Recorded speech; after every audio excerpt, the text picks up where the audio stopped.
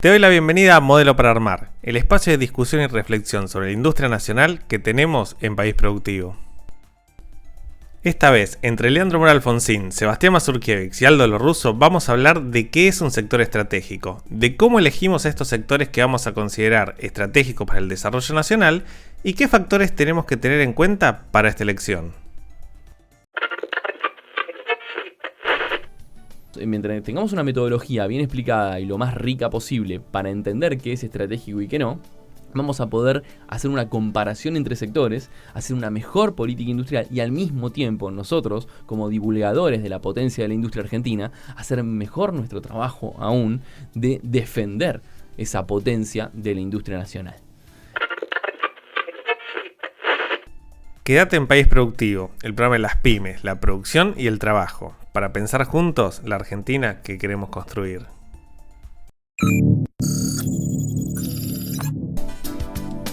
Y bienvenidos a un nuevo modelo para armar, queridos Sebastián, querido Aldo, en esta mañana, Día de la Independencia, 9 de julio del año 2023. El tema que les traigo hoy es un tema nerd que a mí me hace mucho quería traer a la columna, que es ¿cómo elegimos a los sectores estratégicos? ¿Qué es un sector estratégico? La bulonería. Sí, claramente. No, pero a ver, nosotros cuando hablamos de política productiva y de planificación para el desarrollo, siempre hablamos de los sectores que encabezan ese cambio de la matriz productiva o que encabezan ese crecimiento. Y acá en el programa siempre hemos hablado de litio, hemos hablado de la industria automotriz, siempre hablamos de los sectores, la forestoindustria. Ahora bien, ¿qué es, cómo se determina o qué es un sector estratégico? ¿Qué hace estratégico a un sector? Y eso nos abre muchas preguntas, digamos, o sea, nos abre mucho encaje de temas, más que nada como para tener en cuenta que o sea, si bien todos los sectores tienen su importancia, a la hora de determinar qué es estratégico, dónde pongo más el foco, dónde tengo que poner quinta, eso requiere un análisis que sea consecuente con la determinación de una política de desarrollo. De hecho, esta última definición que estoy diciendo es la que toma China en su libro blanco, digamos, en su plan quinquenal hacia 2025, toda su política industrial. Dice que los sectores estratégicos son aquellos que están alineados a la visión de desarrollo económico y productivo que tiene China. Y esa pregunta es una pregunta para hacerse y no es la misma respuesta en todos los países. No es lo mismo un sector estratégico argentino que uno holandés, que uno en Etiopía, en Nigeria, en Corea, mismo en Brasil, por más que seamos vecinos y tengamos economías tan complementarias. Entonces, bueno, esta lógica de qué es un sector estratégico no está exento de polémicas normalmente. ¿Por qué vamos a elegir un sector y no otro? Y eso tiene que ver las polémicas que hay alrededor de la selección de sectores o el pensar qué sectores protagonizan un proceso de desarrollo, tienen que ver con una confusión bastante común, que es que cuando uno privilegia la política industrial o la política productiva y habla de sectores, no de empresas. Semanas atrás, cuando estuvimos acá con Juan Carlos Jala, que traía su trabajo acerca de Tierra del Fuego, charlamos mucho sobre eso, sobre la política industrial para los sectores, para las industrias o para empresas. Y esa diferenciación hay que tenerla muy clara. Cuando hacemos política industrial tenemos que pensar en la virtuosidad de las cadenas de valor, de los sectores y de las industrias en sí. Las empresas son una consecuencia de ello, pero si nosotros hacemos la política industrial pensando en una empresa, en Juan Pérez, Sociedad Anónima. En los bulones. Ahora me cae un juicio de Juan Pérez, Sociedad Anónima, que existe. ¿No? Pero digo, estamos errando el vizcachazo, como se dice. Ahora bien, en esta lógica de selección de sectores y demás, hay otro punto, hay otro elemento, que es que es inevitable elegir sectores cuando uno hace política productiva. Ya sea que se elijan antes, al momento de planificar una política productiva, como después, es decir, generar incentivos, instrumentos fiscales, financieros, las herramientas de política industrial, ya sea que se elijan antes o después, es inevitable que haya sectores más ganadores o mejor posicionados. Si uno elige los sectores antes, lo que está haciendo, por ejemplo, la definición de un plan como el chino, o mismo la Inflation Act de Biden y o el caso de Corea también. En el caso de Corea lo mismo, en el caso de Inglaterra, aquellos países que tienen una política industrial determinada y determinan qué sectores estratégicos tienen y que los eligen antes, lo que buscan es darle un color, una determinación, un formato a una matriz productiva. Aquellos sectores que quedan ex post, es decir, yo pongo los beneficios y llegan los sectores, lo que hacen es reproducir una matriz productiva. O sea, se reproduce en virtud de lo que ya existe. Sea una cosa o sea la otra, es inevitable que haya sectores que queden mejor posicionados, ¿sí? Ahora bien, vamos al crudo o al hueso de esta cuestión. ¿Cómo se determina que un sector sea estratégico? Hay un elemento, antes de plantear la estrategicidad de los sectores, hay un encuadre del debate que tiene que ver con 3 elementos que son o más que la coyuntura, la época, en qué época estamos atravesando.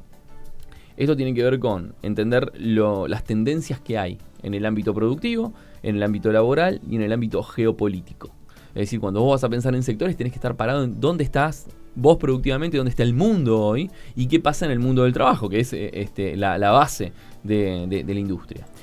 Si uno va a lo productivo, uno tiene que entender en qué lugar ocupa en una nueva división internacional del trabajo. Hoy la geopolítica es importante. Entonces, digo, ¿qué rol estás ocupando? ¿Sos proveedor de recursos naturales? ¿Querés ser mero proveedor de materias primas? ¿O estás en un camino posible para la industrialización de esas materias primas? Saber dónde estás parado vos es fundamental. ¿Cómo te insertás en cadenas globales de valor? ¿Cuáles son los sectores tuyos más permeables a la tendencia de la industria 4.0 y la digitalización de procesos? Eso es otra de las cosas que hay que tener en cuenta.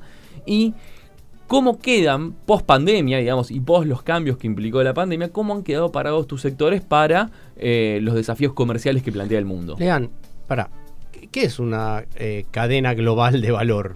Una gran pregunta y viene muy bien para contextualizar la segunda parte que tiene que ver con la geopolítica, las tendencias geopolíticas para entender esto. Que, a ver, cuando vos tenés la fabricación de autos en China, se hace con el ensamble en China, pero las partes vienen, algunas de Alemania, algunas de Brasil, otras. Esas son las cadenas globales de valor. Cuando un proceso productivo está deslocalizado en distintos lugares del mundo. Entonces, en esa cadena, la cadena de valor es desde el insumo hasta el producto terminado. Que la cadena sea global es que no se hace eso en un territorio determinado y logísticamente cercano, sino que excede las fronteras nacionales.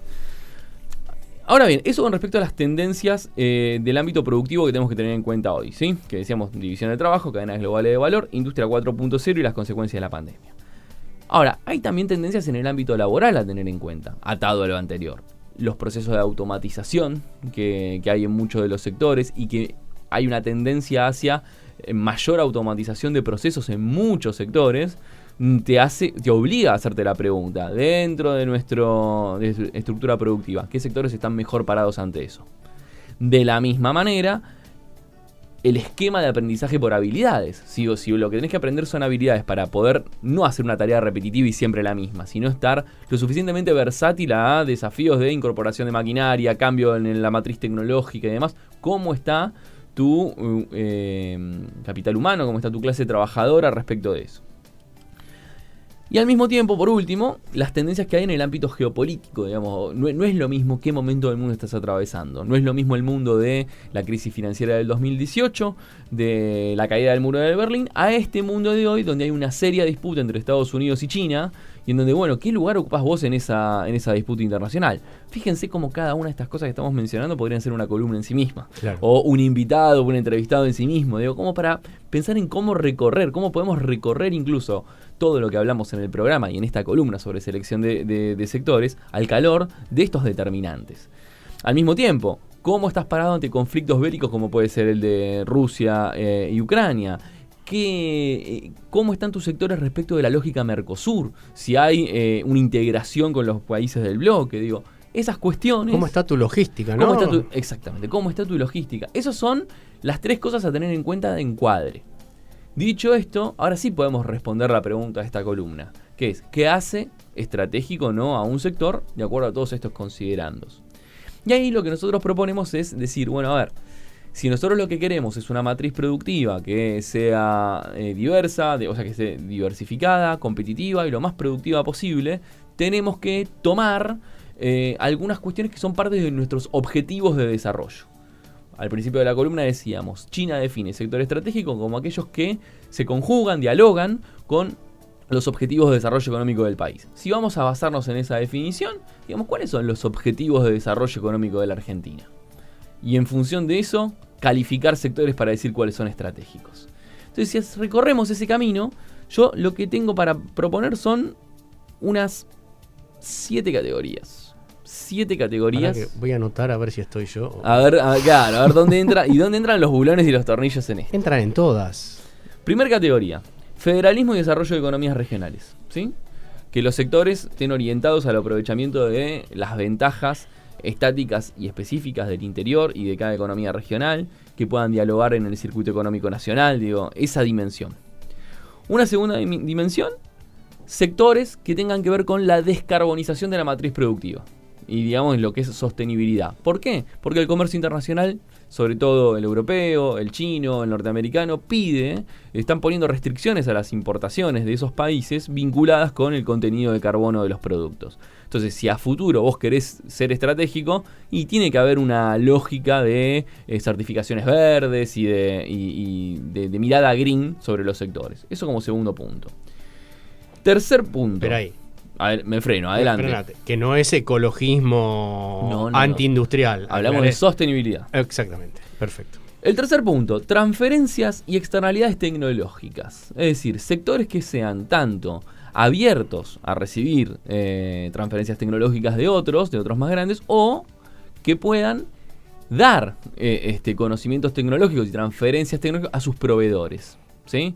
Esto es importantísimo. Por ejemplo, pensemos en el sector minero y cómo los proveedores mineros metalmecánicos aprenden cosas nuevas que después aplican a otros desarrollos. Pensemos en Argentina en la tecnología satelital o en la tecnología nuclear y cómo los proveedores de esas tecnologías después aplican soluciones y desarrollos que hacen a otros segmentos. Cuarto, valor agregado en las cadenas basadas en recursos naturales. Este es uno de los temas favoritos de este programa. Es cómo hacemos para lo que es materia prima y que nosotros mandamos de manera primarizada afuera, que eso puede ser el poroto de soja, el rollo, el tronco del árbol o lo que sea. Podemos hacer para agregarle valor y hacerlo más valioso, más diversificado, y generando redes de proveedores y de empresas alrededor del aprovechamiento integral de los recursos naturales. Y esto es desde la maquinaria agrícola para el campo hasta la fabricación de celulosa, pasando por cómo maximizamos los recursos de nuestros mares, ¿sí? O sea, esa mirada. El quinto punto, inserción estratégica en cadenas globales de valor, lo que decíamos antes. Tu sector se inserta, o sea, puede ser proveedor constante, asiduo y cohesionado con una actividad cuya generación tal vez de diseño y el botón que aprieta el inicio de ese sistema productivo esté en otro lado. Claro. Tenés capacidad para estar en ese rol. El sexto, la reducción de la brecha externa, o sea, la contribución de ese sector al objetivo de no tener crisis de balanza de pagos, de que nos permita exportar más, ser menos dependiente de importaciones al mismo tiempo. Digo, la faz anti-restricción externa, diríamos, que puede tener ese sector. ¿Cuánto aporta a ello? Y por último, y no menos importante, sino te diría que muy importante, cómo contribuye ese sector a la reducción del desempleo y de la informalidad, es decir, la generación de empleo de calidad. Entonces, repasando los 7 puntos, yo te dije que eran desarrollo de economías regionales y federalismo, la descarbonización de la matriz productiva, las transferencias tecnológicas y externalidades tecnológicas que puede tener ese sector, la inserción en cadenas globales de valor, el valor agregado en cadenas basadas en recursos naturales, la reducción de la restricción externa, digamos, el aporte en términos cambiarios, y la generación de empleo de calidad, por ende la reducción del desempleo y la informalidad. Si tomamos esos 7 puntos y agarramos a diversos sectores, y acá van a tener que confiar porque esto es una tablita que yo me hice en Excel, se la muestro acá a los compañeros. Yo agarré un montón de sectores que están en la discusión argentina sobre cuáles son estratégicos, y en virtud de estas 7 categorías le hicimos un puntaje del 1 al 7.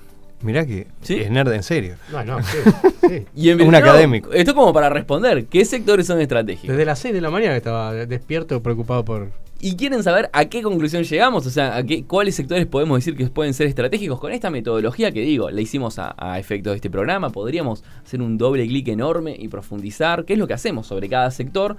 Pero a vuelo de pájaro, lo que podemos decir, vamos a hablar de sectores que son en el común denominador y en el sentido común los que son estratégicos. Hablemos de litio. ¿Saben cuántos puntos suman de los 7 que dijimos?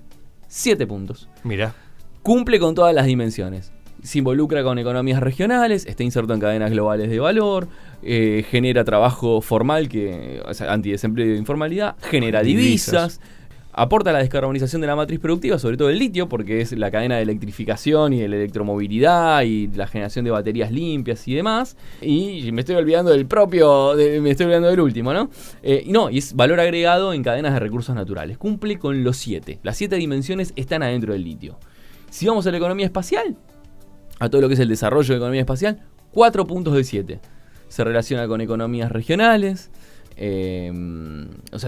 digamos, porque esto está muy desarrollado sobre todo en Cuyo y en algunas provincias donde se labura de esa manera. Transferencias tecnológicas a otros sectores es el ABC de este sector. Involucra cadenas de proveedores. Aporta a reducir, a contribuir a los objetivos de dólares, o sea, a los objetivos cambiarios, digamos, y al empleo de calidad. Después les digo, sin entrar uno por uno, les digo cómo vienen sumando. El sector aeronáutico, 5 puntos de 7. El sector biotecnológico, 5 puntos de 7. Las energías renovables, 6 puntos de 7. En energías renovables tenés todo. Está en el interior, claro, sobre todo en economías regionales. Tiene transferencia tecnológica. Lo único no está inserta tal vez en cadenas globales de valor. Vos lo que haces sos proveedor, podés exportar y ser proveedor. Sí, exportás la energía dentro del producto que puedas producir. Exactamente. Pero no digamos el proceso. El complejo automotriz, 5 puntos de 7. No es tan fuerte en la parte de economías regionales porque está muy anclado, digamos, en lo que es Córdoba, Santa Fe, Buenos Aires, en lo que es es más difícil de deslocalizar. Exactamente. Y por ejemplo, la robótica avanzada cumple 5 de 7, digamos. Y en ese sentido podemos tomar sector por sector y determinar cuáles son más estratégicos. Ya tenemos que hacer el ranking acá de los que tenemos. O sea, si tenemos que hacer un breve ranking, la producción de litio entra. La industria aeronáutica entra, la industria automotriz entra, las energías renovables entra, el sector farmacéutico entra, la biotecnología, el sector naval con 6 de 7, el complejo automotriz que ya lo mencionamos, la nanotecnología, la robótica, el sector del cannabis, que tiene 7 de 7 también, la industria del cannabis, que la podemos desarrollar en alguna de las columnas, y la producción avícola y porcina, por ejemplo, suma 5 puntos de estos 7 que estamos charlando. Este mismo juego lo podríamos hacer con todos los sectores y establecer un comparativo.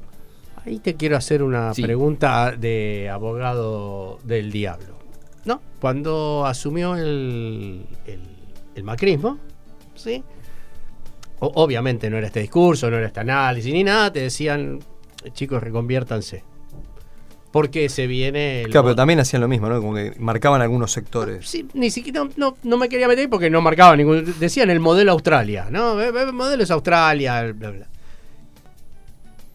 ¿Cómo hace? Porque sí, hay sectores que van quedando desactualizados, quedando atrasados tecnológicamente. No sé. ¿Cómo se sugiere una política para que también algunas empresas no se caigan de... A ver, ¿me entendés la pregunta? La sugerencia de la política tiene que ver con la concepción política a la hora de hablar de sector estratégico. Vos fijate que yo podría haberte dicho que sector estratégico es todo aquel que nos trae dólares. ¿Sí? Okay. Y solamente nombrarte minería, economía de conocimiento, turismo, o sea, solamente por la parte dólares. ¿Sí? Ahora, cuando vos metodológicamente empezás a tomar otros ejes, como estos 7 que estamos compartiendo, lo que hacemos es diversificar las oportunidades para determinar la estrategicidad. Claro. Un sector que no aporta tanto en materia de divisas, pero te resuelve la ecuación en economías regionales, te genera empleo de calidad, puede generar transferencia tecnológica, o está inserto en alguna cadena. Bueno, entonces no genera tantas divisas, capaz que es un poco más dependiente en ese rol, pero me está solucionando otra serie de problemas y eso lo hace estratégico porque parte de mis objetivos de desarrollo tiene que ver con el empleo. Okay. Entonces, cuando te dicen que te reconviertas, es porque tal vez están usando pocos elementos para determinar cuál es la estrategia, el rol de estratégico que tiene ese sector. Por ende, mientras mejor lo tengamos, mientras tengamos una metodología bien explicada y lo más rica posible para entender qué es estratégico y qué no, vamos a poder hacer una comparación entre sectores, hacer una mejor política industrial y al mismo tiempo nosotros, como divulgadores de la potencia de la industria argentina, hacer mejor nuestro trabajo aún de defender esa potencia de la industria nacional.